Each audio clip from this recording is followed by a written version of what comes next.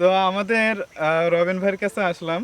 এইখানে কিন্তু পটল এবং এর পাশাপাশি পেয়ারা চাষ একই সাথে কিন্তু খুবই আধুনিক কায়দায় কিন্তু এই চাষটা করেছে। তো আমি সেই রবিন ভাই যে গৃহস্থ, সেই গৃহস্থের কাছে কিন্তু আমি জিজ্ঞাসা করব এখন এই দুটো চাষ কিভাবে কিরকম পরিচর্যা করবে এবং কিভাবে এই চাষটা করলে ভাই।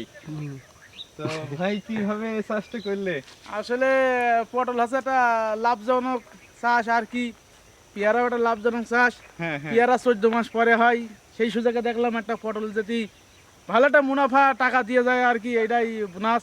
হ্যাঁ, হ্যাঁ, আর পেয়ারাতে এমনি 14-15 মাস পরে হয়। তা তো অবশ্যই। আর পেয়ারা খুলে জায়গা রাখা আছে, পটল সাইডে বান করা আছে, দুটো আবাদি একসাথে গড়ে উঠবে আর কি, যত্ন শূন্য করে করবো এই আর কি। যাক।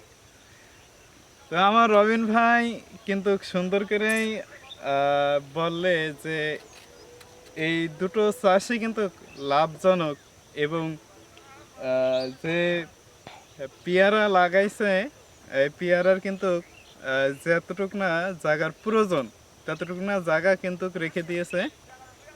আর এর পাশাপাশি পটল কিন্তু পটল একটা লাভজনক একটা চাষ। আর এই পেয়ারাও কিন্তু একটা লাভজনক চাষ কিন্তু দুইটাই কিন্তু খুবই সুন্দর লাভজনক একটা চাষ।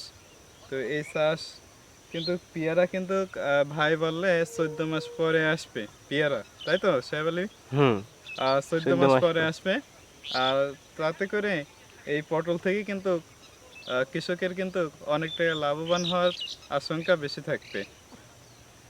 তো যাই হোক, এই পটল কিন্তু যখন এই 14 মাস পরে যখন পেয়ারা আসবে গাছে তখন কিন্তু আস্তে আস্তে পটল চাষটা কেটে দেবে কিংবা ভেঙে ফেল দেবে তখন বান হয়তো বা।